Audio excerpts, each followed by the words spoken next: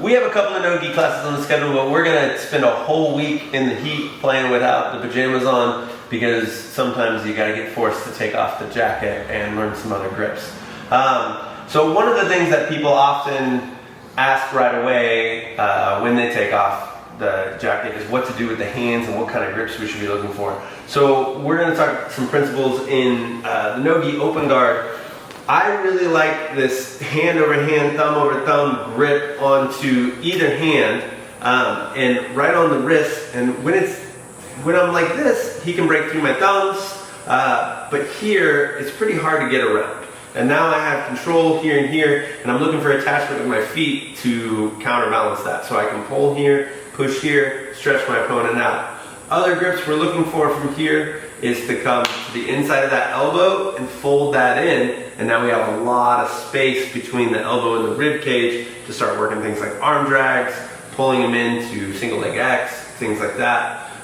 It can also go to the outside. So if I'm 2-on-1 here and he starts trying to pull away from here, we get to this hand and we fold it in. And anytime we're putting a kink in that post, we're starting to have a really good grip on the control over that shoulder. From here we can again look for things like throw-bys and look for control. So even just from starting here, if Clint puts a hand on my knee, I can 2-on-1 and I pull in. If Clint puts a hand on my head, I can 2-on-1 and push up. And now I got that same grip in all those places. The other thing I want to do, and we'll have him stand to show this, is I want to make sure after I get that grip, so let's say he's trying to pass, I get my grip, I pull my elbows in as tight as possible. So now if Clint, even if he's walking away, exactly, I just walk with him. And one of the things we get to do from here, keep walking, you're going to get dummy sweat. And now I'm going to put my feet behind, and he just falls down. So the other thing from this standing position, if I get here, is now as he's trying to stand up and walk away, I pull myself to him. And my next attachment in no-gi that's really useful is getting shin to shin or butterflies going on.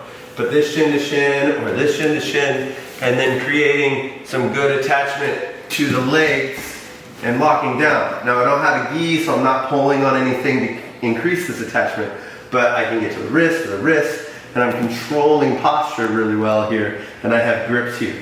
So we're gonna look at all the different ways we can replace our gi grips with no-gi grips. The other thing is if we're in reverse position, and I'm, if you're sitting down, and I'm the one passing guard, all the same principles apply. If I can get my 2-on-1, it's a lot easier to start turning things and passing, and also, rather than a collar grip, working ties.